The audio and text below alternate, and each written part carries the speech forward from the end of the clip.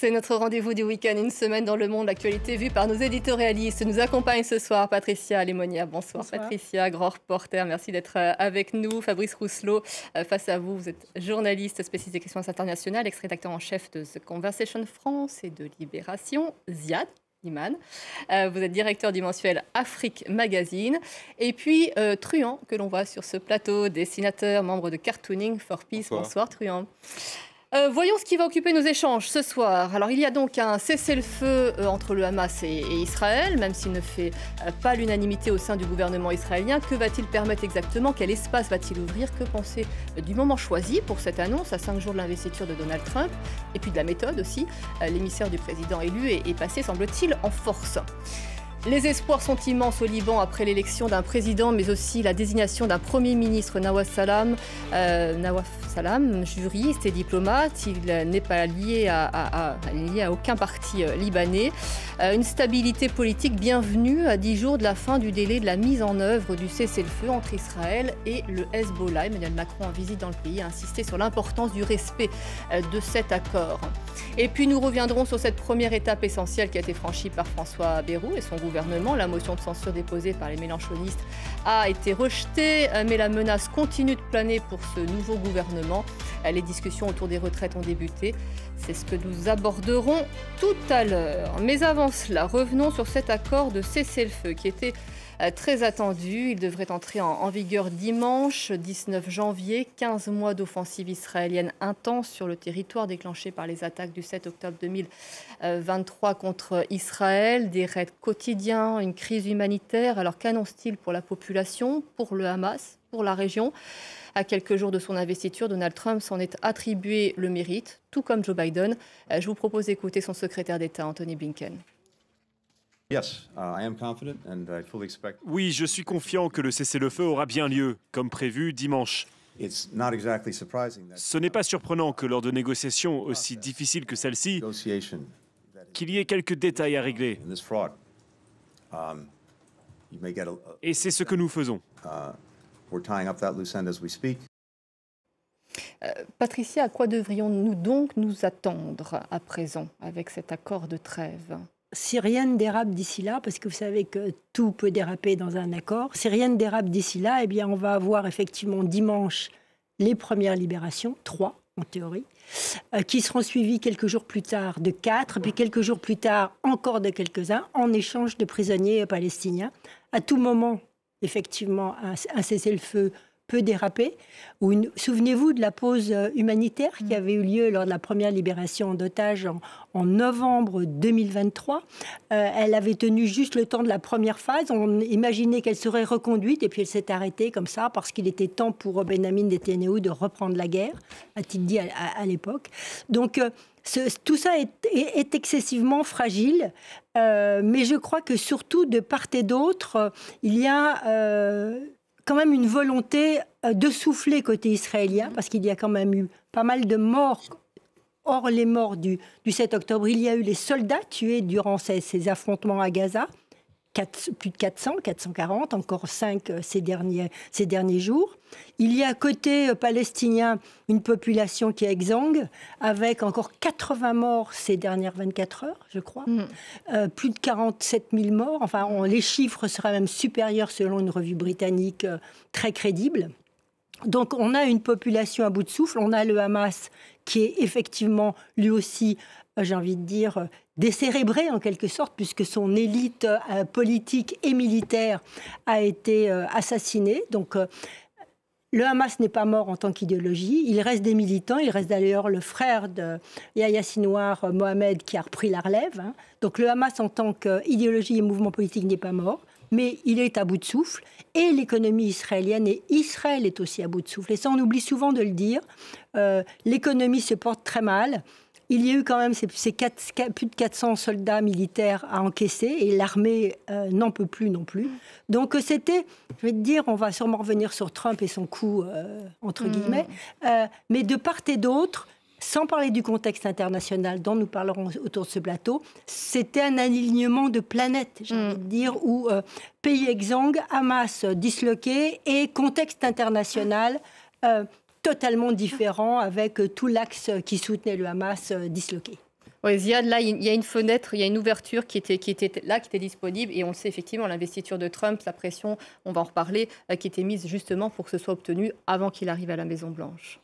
Oui, alors la pression reste un concept mystérieux. C'est-à-dire qu'est-ce qu'on a fait réellement pour faire plier Netanyahou, qui visiblement, malgré tout ce qu'on sait de la situation, n'était pas forcément non plus enclin, puisque ce texte existe depuis des mois en réalité. Le mécanisme tel qu'il est, il existe au moins depuis le mois de mai 2024 et selon les Qataris depuis décembre 2023.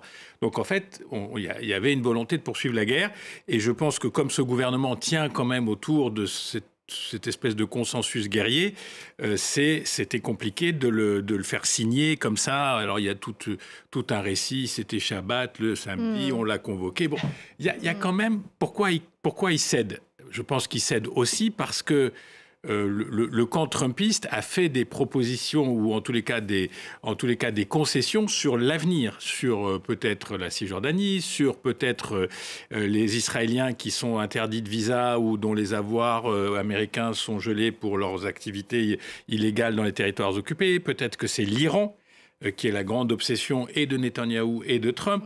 Donc ça ouvre quand même un débat sur le next step. Et puis, cet accord, comme tu l'as dit, il est extrêmement complexe. C'est-à-dire il y a une phase 1 qui va plaire à peu près à tout le monde. On va libérer des otages, on va arrêter de bombarder. Mais qu'est-ce qui se passe à ce moment-là ? D'abord, la réalité de Gaza va apparaître, on va voir, les portes vont s'ouvrir. Et l'impact du besoin humanitaire, 2,5 millions de personnes sans eau, sans électricité, territoire ravagé. Il faudrait près de 10 milliards d'euros juste pour le système de santé. C'est juste pour éviter que ces gens survivent à l'hiver, que quelque chose de relativement humain se remette en place. Ça va créer un appel politique très puissant. On voit déjà que ça grenouille, autorité palestinienne, nous on peut reprendre la main, les Américains, les Qataris, les Turcs, les Français, bref, tout le monde s'en mêle. Et il y a la phase 2 qui est redoutable sur le plan diplomatique. Et là, on peut parler aussi des concessions que Trump a pu faire. C'est-à-dire la phase 2, elle peut parfaitement échouer. L'armée israélienne ne se retire pas de Gaza. La guerre peut reprendre malgré l'épuisement des uns et des autres. Et donc, on n'est pas sorti. C'est juste une petite lueur d'espoir. Et surtout, moi, je pense d'abord aux Palestiniens qui vont enfin souffler dans Gaza et aux otages qui vont enfin sortir. Et je pense que ceux qui vont sortir, bon, a priori, les vivants. Il en reste quand même des vivants, apparemment. Donc déjà ça, on peut dire...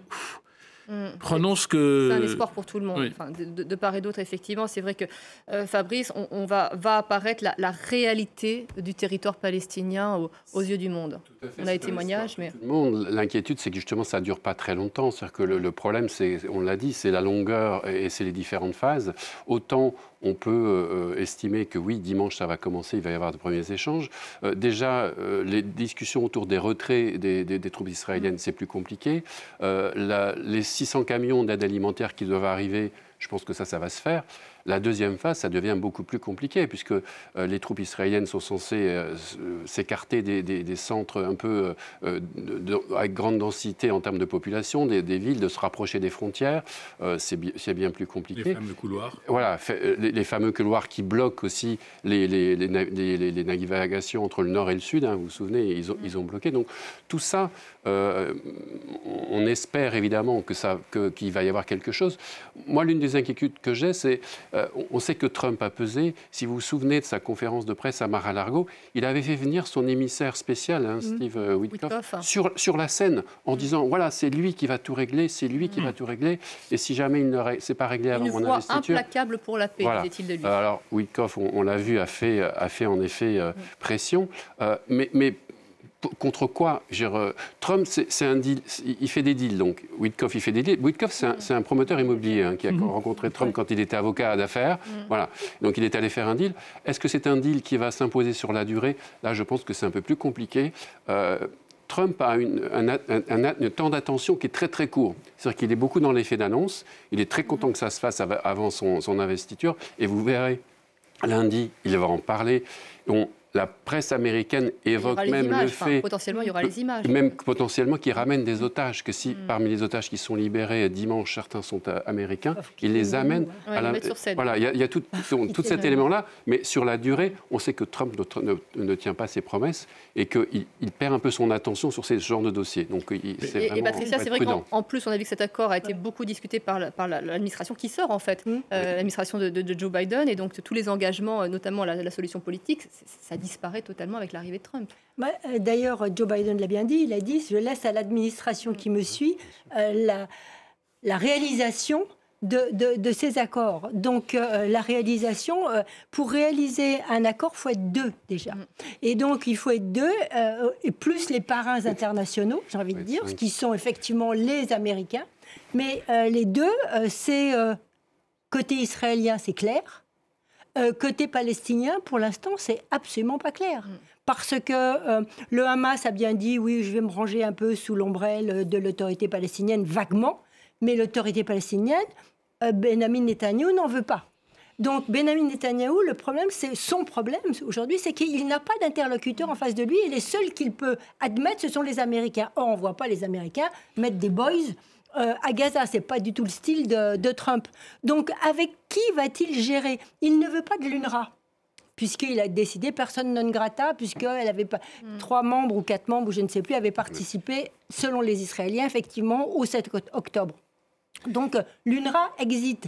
Et quant aux autres organisations internationales, auxquelles il pourrait faire appel, elles ont dit, si l'UNRWA ne vient pas, nous n'y allons pas. Donc, quel va être l'interlocuteur de Benjamin Netanyahou? Il a voulu, à un moment donné, j'en finirai là, s'appuyer sur des familles, des clans locaux, des riches businessmen, etc. Ça n'a pas marché. Il va falloir distribuer ces 600 camions par jour. Et là, il n'y a personne pour les distribuer. Et on n'a pas évoqué la question des prisonniers palestiniens, parce que ça va être un problème. C'est en train de se mettre en place, effectivement. C'est en train de se mettre en place. On parle de entre 950 et 1500 ou 1600 prisonniers palestiniens. On sait très bien que parmi les précédents prisonniers palestiniens qui avaient été libérés, il y avait Yahya Sinwar, Donc il y a toutes ces discussions-là qui vont être des discussions pas faciles à mener. On sait que par le passé, le Hamas avait mis sur la liste des prisonniers qui avaient été enlevés par Israël. Enfin, et donc tout ça est loin d'être fait. Le pire, ça serait de passer, excusez-moi l'expression, sur le dos des Gazaouis en leur disant « voilà vos représentants ». Ça, c'est le chemin direct vers l'échec. Le Hamas est détruit, enfin... La structure, la tête est détruite, l'appareil est largement fragilisé. Même l'aspect militaire, on parlait du fait qu'ils ont reconstitué les forces, mais ce n'est pas les mêmes. Ils n'ont pas les mêmes armes, ils n'ont pas les mêmes canaux, etc. Mais le niveau de violence personnelle qui a été vécu à Gaza, ça a créé... ça ne partira pas demain. La douleur de chaque famille, ça ne partira pas demain. Comme du côté israélien, la douleur de chaque famille qui a perdu la maison, un otage, les gens qui ont été tués le 7 octobre, tout ça, ça laisse des douleurs profondes qui vont mettre du temps à partir. Et ça va être un facteur. La deuxième chose, c'est que Trump, il est effectivement imprévisible. Il a des relations avec Netanyahou qui ne sont pas terribles. L'extrême droite israélienne a été très surprise de l'évolution. C'était notre pote, qu'est-ce qu'il fait, pourquoi et en fait, les relations entre les deux, il avait fait une déclaration assez sèche sur Netanyahou il y a quelques temps. Parce que Netanyahou a félicité Biden quand il a été élu. Donc, il n'a pas aimé. Il a dans son entourage, il y a aussi des influences qui ne sont pas israéliennes. Il a quelqu'un dans sa famille qui est... dans un mariage, un homme d'affaires libano-américain très influent. Il a quand même gagné un État grâce aux voix des Arabes américains, et donc il a créé un lien avec cette communauté. Donc le gars est imprévisible, mais un peu dans tous les sens. C'est-à-dire, il peut parfaitement... Et puis, dernier point, il a quand même écrit et fait naître quelque chose qui s'appelle les accords d'Abraham, auxquels il croit. Il pense que l'Arabie saoudite doit s'ancrer dans le camp de la tutelle des accords d'Abraham, mais on ne fera pas rentrer l'Arabie saoudite dans les accords d'Abraham s'il n'y a aucun début de solution palestinienne. Parce que qu'est-ce qui se passe dans les opinions? Bien sûr qu'en Arabie saoudite, personne ne parle, mais les gens, ils sentent leur opinion, ils sentent leur jeunesse, ils sentent où elle est.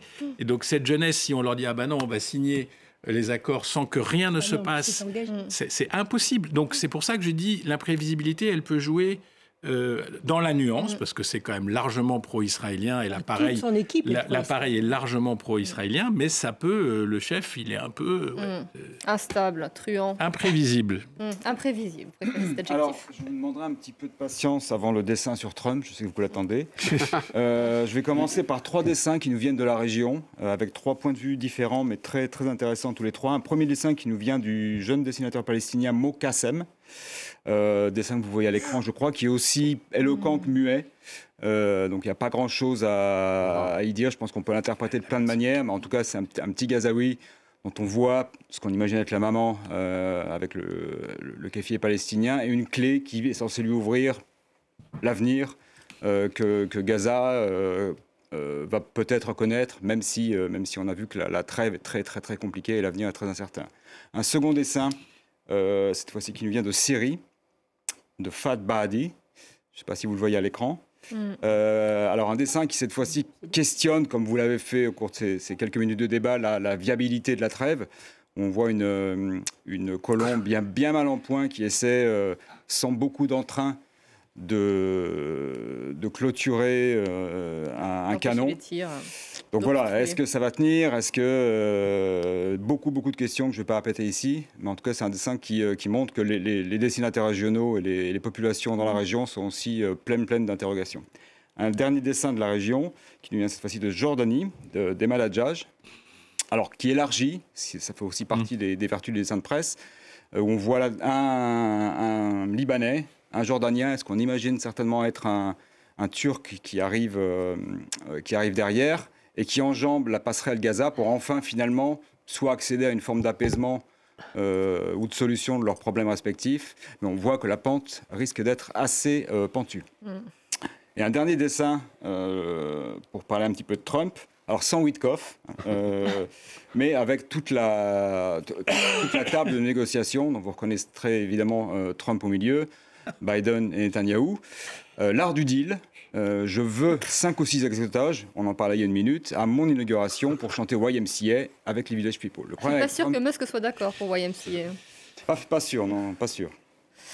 On va parler, vous nous montriez un dessin avec le Liban. On va parler du Liban. Emmanuel Macron était dans le pays aujourd'hui, visité Claire, alors que le Liban vient de franchir une étape politique. Il s'est doté d'un président, d'un Premier ministre. Les espoirs sont à la hauteur du chantier qui s'annonce, c'est-à-dire immense. La priorité étant de permettre à l'armée de reprendre possession de tout le territoire. Alors est-ce seulement possible? C'est en tous les cas ce qu'implique l'accord de cessez-le-feu qui doit être mis en œuvre d'ici 10 jours. Écoutons Emmanuel Macron. Et nous soutiendrons d'abord votre objectif d'un Liban souverain et d'un État à même d'exercer cette souveraineté partout sur le territoire. C'est la condition pour préserver le Liban des ingérences et des agressions diverses. Alors que la région connaît de profonds bouleversements, c'est aussi une condition pour pérenniser le cessez-le-feu conclu avec Israël.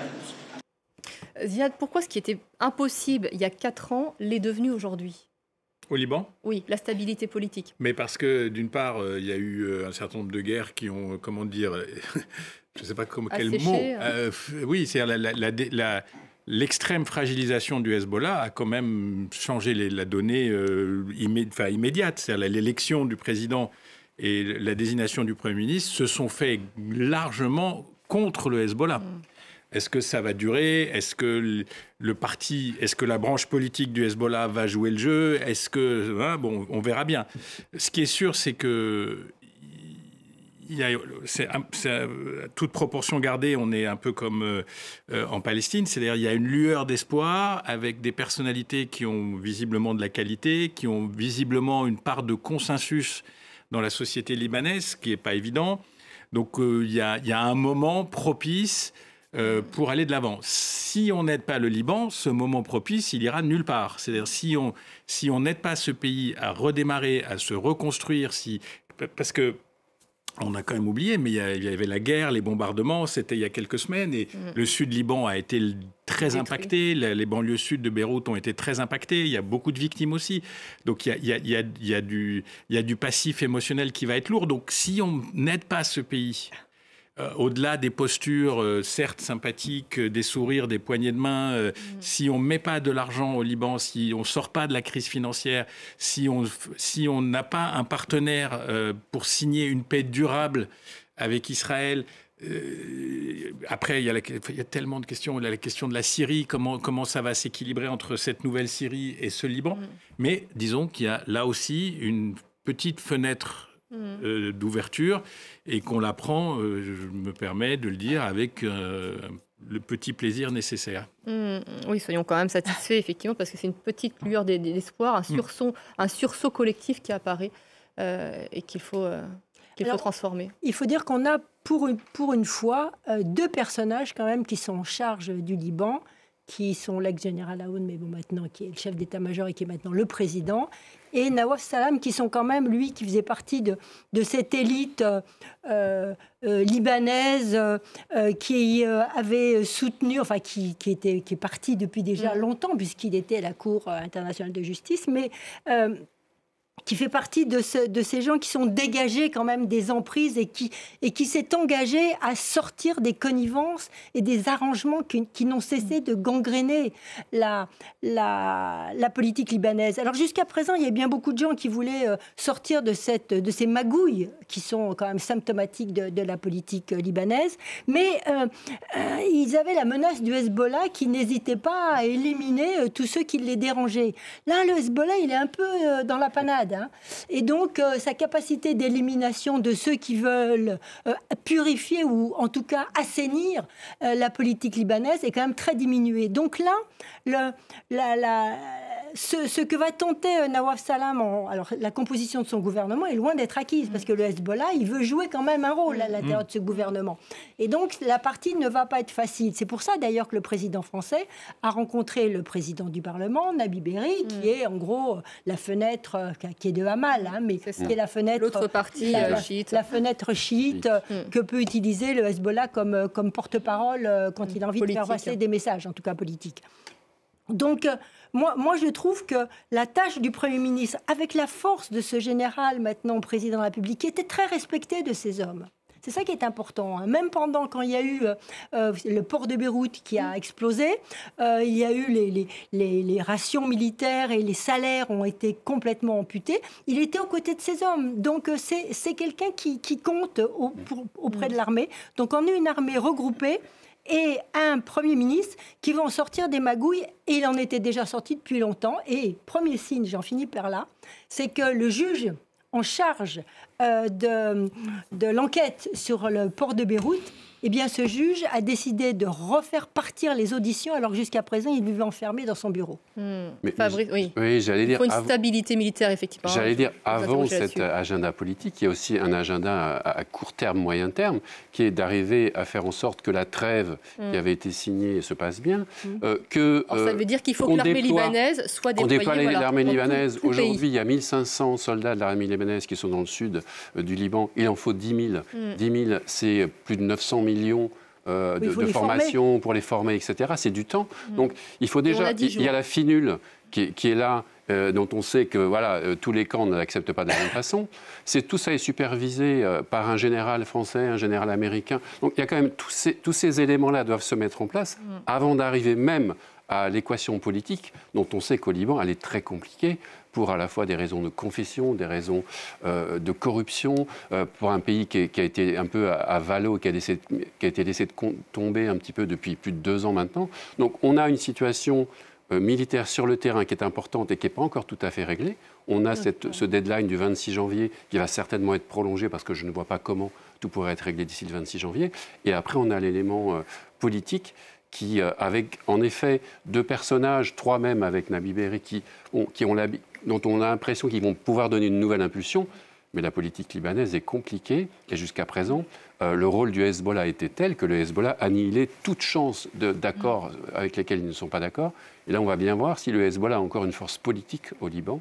Et ça va être un test. Mais avec l'affaiblissement militaire, en tous les cas, du Hezbollah Ziad, c'est vrai qu'on revoit à nouveau les forces extérieures qui sont en présence, Fabrice le citait à l'instant, la France, les États-Unis, l'Arabie Saoudite, qui sont en train d'essayer de créer une stabilité pour que ça marche, pour qu'on aille au bout de cet accord de cessez-le-feu. Moi, ce que je ressens, c'est c'est un épuisement de la population qui se traduit par une forme de positivité politique. C'est-à-dire que les gens sont au bout du rouleau, ils sont au bout de la démarche confessionnelle et des partis confessionnels, etc. Bon, c'est l'ADN du pays, hein, ça ne va pas disparaître non plus du jour au lendemain. Mais on sent que dans l'opinion publique libanaise, il y a ce moment de dire « donnons une chance à cette étape ». Donnons une chance à ces gens-là de voir ce que ça donne. Et on le sent à tous ceux qui ont des proches au Liban, quel que soit leur camp politique. Alors, la seule véritable inconnue, c'est la capacité du Hezbollah à rentrer dans cette séquence ou à se mettre en dehors de la séquence, mais ils sont tellement fragilisés. Ils n'ont plus l'accès à l'Iran.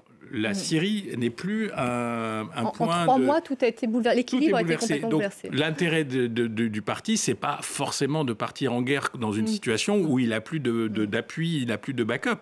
Donc je vois pas quelque chose d'extrêmement spectaculaire de refus de la part de la branche politique en tous les cas. On va voir ce qui se passe avec la formation du gouvernement dans les semaines, ça va mettre un peu de temps qui vient.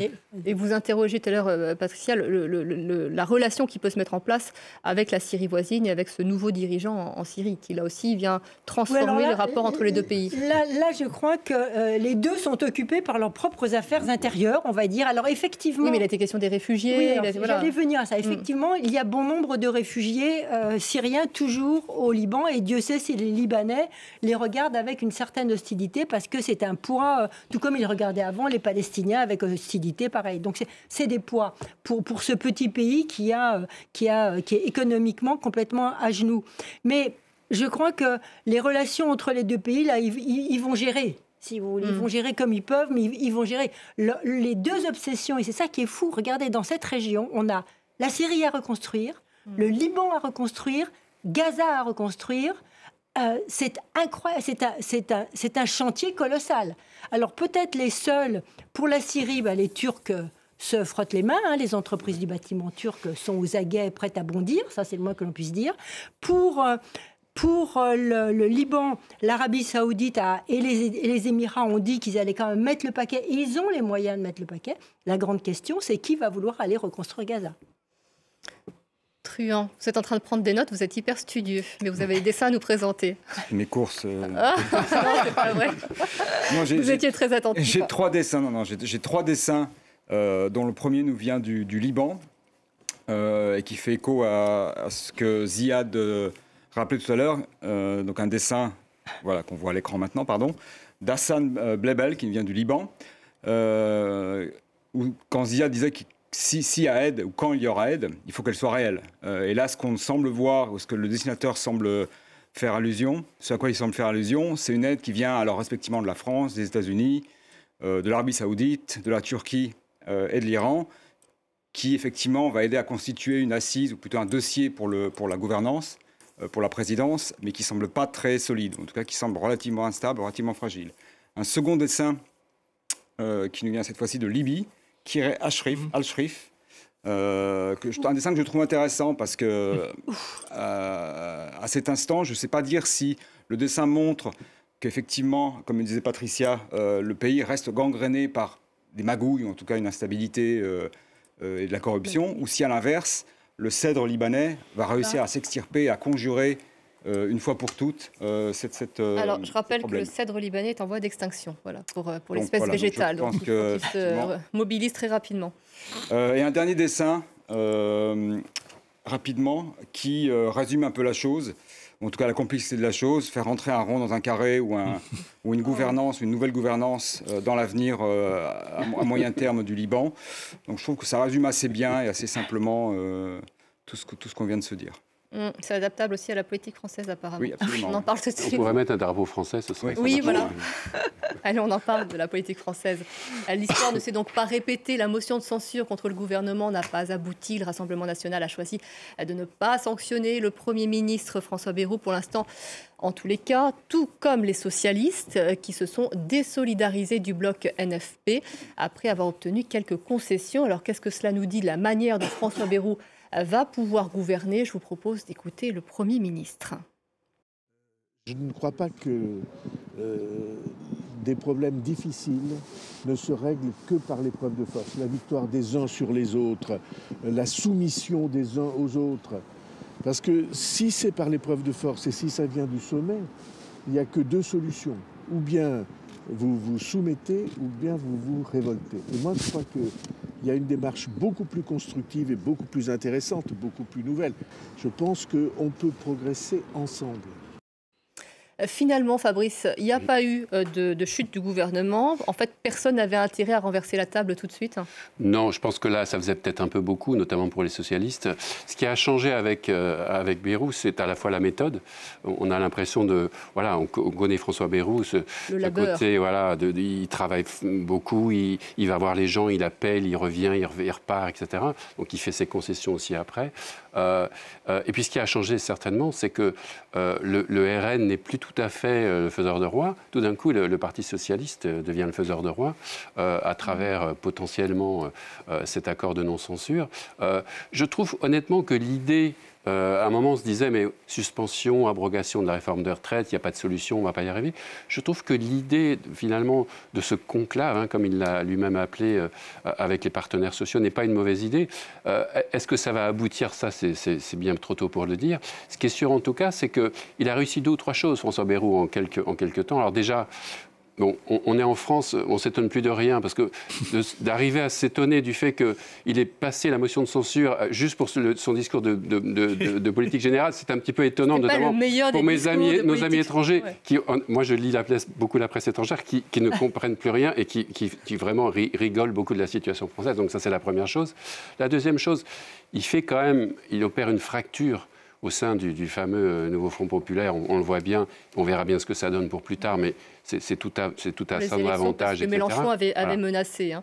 Et la troisième chose, c'est qu'il donne cette impression de grande collaboration, on va parler ensemble, on va essayer de trouver les solutions, même si pour l'instant, rien n'a vraiment changé. On a vu les positions, je crois, de la CGT cet après-midi qui disait... Pour l'instant, en fait, on a fait état de nos désaccords plutôt que le contraire. Donc, on va bien voir s'il a gagné 3 mois, il a gagné 3 mois. Encore une fois, on n'aurait pas pensé ça il y a 1 an de la politique française. On a vu 3 premiers ministres en 6 mois. Enfin, voilà. On est en train de... Oh, c'est génial, il a passé la motion de censure. Patricia, on a l'impression que c'est la politique des petits pas. Quoi. On avance tout petit pas par tout petit pas. On a surtout l'impression que c'est un peu la 4e République bis, aujourd'hui. Régime parlementaire, presque même. Mais bon, là, on va attendre, on attend quand même, je crois, avec intérêt, enfin en tout cas les citoyens, et les citoyens comme moi, la fameuse mission flash de la Cour des comptes, parce qu'il est vrai, qui y comprend quelque chose dans cette histoire de retraite et de comptes. Moi, personnellement, j'ai essayé quand même de lire tout ce que j'avais, j'ai trouvé tout et son contraire. Et donc, il serait temps, effectivement, d'avoir un état des lieux objectif, dépassionné. Et l'avantage de ce conclave, comme tu le dis très justement, Fabrice, c'est que là, on a les acteurs sociaux. Et ça me rappelle un peu Agirc-Arrco, la fameuse caisse des retraites, où là, on n'a que les acteurs sociaux, et ma foi, ils arrivent à s'entendre. Alors, même si la CGT dit que c'est le constat des désaccords, dans d'autres endroits, elle arrive bien à discuter avec des partenaires. Donc, pourquoi pas ce syndicat, dans ce contexte-là, n'y arriverait pas, puisqu'à Agirc-Arrco, ma foi, il y a tous les syndicats aussi qui sont présents. Enfin, sauf si je ne me trompe. C'était aussi ce qui avait été reproché à Elisabeth Borne et à Macron à l'époque, de ne pas avoir suffisamment consulté les partenaires sociaux. Donc là, il a retenu ça. Ouais, là ça va être... C'est l'élément le plus intéressant. Après, on voit que quand même les partis politiques qui n'ont cessé finalement de créer cette instabilité se sont donné quand même le là en dernier ressort, et quand même le Premier ministre a lâché pas mal de choses. Alors pour avoir cet accord avec les socialistes. S'il lâche trop, et quelle va être sa marge de négociation par la suite? Je pense qu'on parle de marge de survie maintenant. C'est-à-dire que l'idée, c'est d'aller, de stabiliser autant que possible le fonctionnement gouvernemental, de faire adopter un budget sans mention de censure. Sans mention de censure. Donc, se donner du coup quelques mois de respiration. Tout ça m'amène à dire que, on est quand même rentré dans un régime différent, moi je trouve, et même dans la discussion, c'est-à-dire, alors ça a des défauts, ça bloque, motion de censure et tout, mais je trouve aussi que c'est un système où les gens se rentrent dedans, mais ils échangent. Les hommes d'affaires et les patrons sont pas très contents. Oui, parce que c'était mon deuxième point. Le problème, c'est que là, on est dans la gestion à court terme et que tout ce que ça veut dire, c'est qu'en gros, si rien ne change, jusqu'à l'élection présidentielle, il n'y a aucun projet d'avenir en France qui soit un projet ambitieux ou anti-macroniste, post-macroniste, macroniste, de gauche, j'en sais rien, d'ultra-droite. Mais c'est un pays qui fonctionne en mode gestion court terme. À un moment les petits calculs politiciens, et c'est vrai que est-ce que les Français comprennent?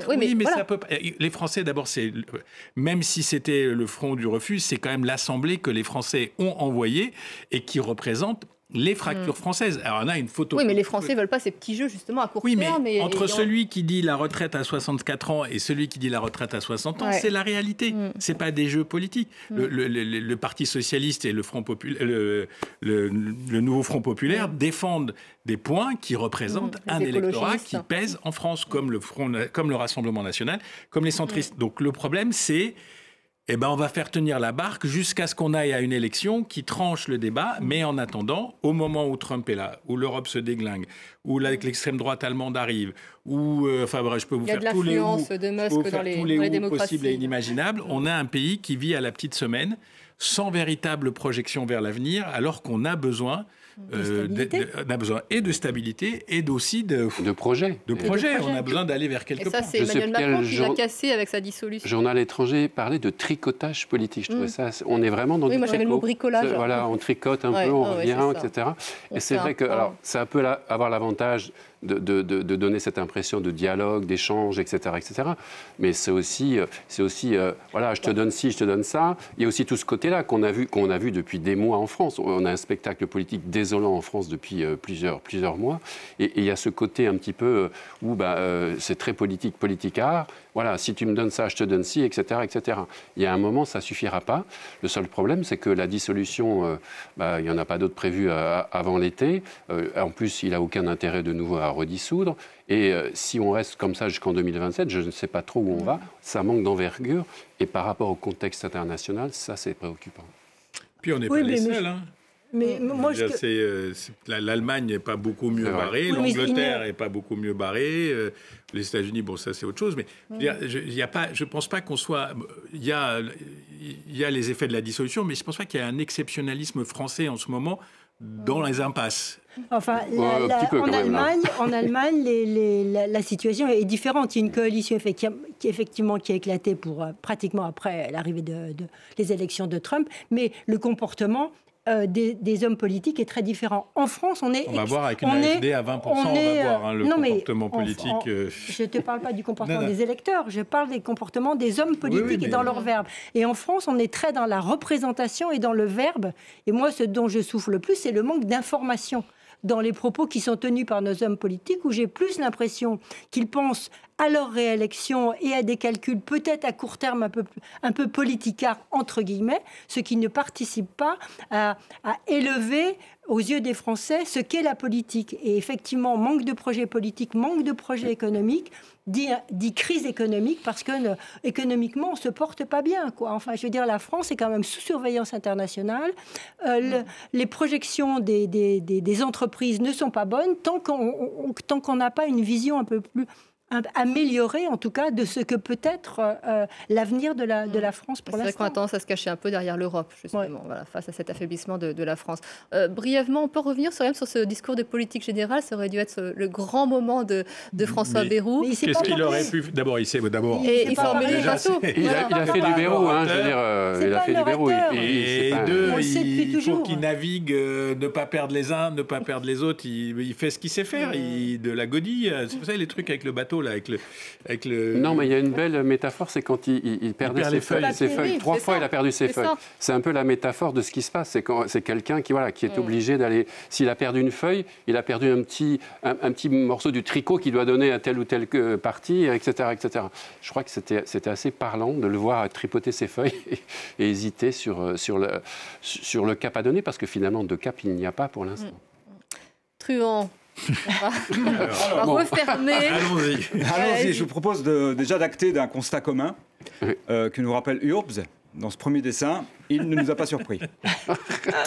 Pour revenir sur le discours de politique générale. Un second dessin qui évoque un sujet, un dessin de Lasserpe, sénateur français également, un sujet qu'on n'a pas mentionné au cours de ces quelques minutes de débat, mais un des angles morts du DPG, qui est l'écologie. L'écologie grand absent du discours de politique générale. Et on voit ici le pilote du Falcon qui appelle Bayrou et qui lui dit « J'ai retrouvé vos fiches, monsieur Bayrou. Vous les aviez oubliées dans le Falcon. » Qui l'emmenait à Pau. C'est ça, voilà, les l'emmenait à Pau, allers-retours en effectivement. Je ne sais pas France. si c'est le tarmac parisien ou le tarmac de Pau. Du Sud-Ouest. Du Sud-Ouest, mais... Ça dépend s'il a un accent ou pas. Ouais. Alors, j'ai pas pris l'accent. Troisième dessin du dessinateur que vous connaissez bien sur ce plateau, CAC. Qui viendra la semaine prochaine. Qui sera là la semaine prochaine, effectivement. Alors, qui s'approprie la métaphore mélanchonienne, la métaphore canine mélanchonienne, que l'on voit en second plan, avec un air relativement menaçant, et qui tient effectivement en laisse un parti socialiste qui est attiré par François Bayrou et une petite sucrerie. Voilà, ça présage de plein de choses entre les membres ou les ex-futurs membres du NFP. Et un tout dernier dessin, alors que j'ai fait pour l'émission, qui est un peu hors sujet, un petit dessin hommage à la qualité des débats que vous avez ici et aux dessinateurs et aux personnes de Cartooning for Peace qui vous accompagnent en essayant de faire rire, ce qui n'est pas forcément dans le dessin de presse toujours. Mais vous n'êtes pas là pour nous faire rire, vous nous apportez une grande sensibilité. Voilà, mais c'est vrai que l'humour parfois mène c'est pas mal. et un bon cheval de Troie pour prendre un petit pas de côté. Pour faire passer beaucoup de messages et souvent effectivement les dessins de vos dessinateurs résument d'un coup de crayon ce que l'on a mis 10 minutes à dire en somme. Merci beaucoup Truand, merci Fabrice, Patricia, merci beaucoup d'être venus, Ziad aussi.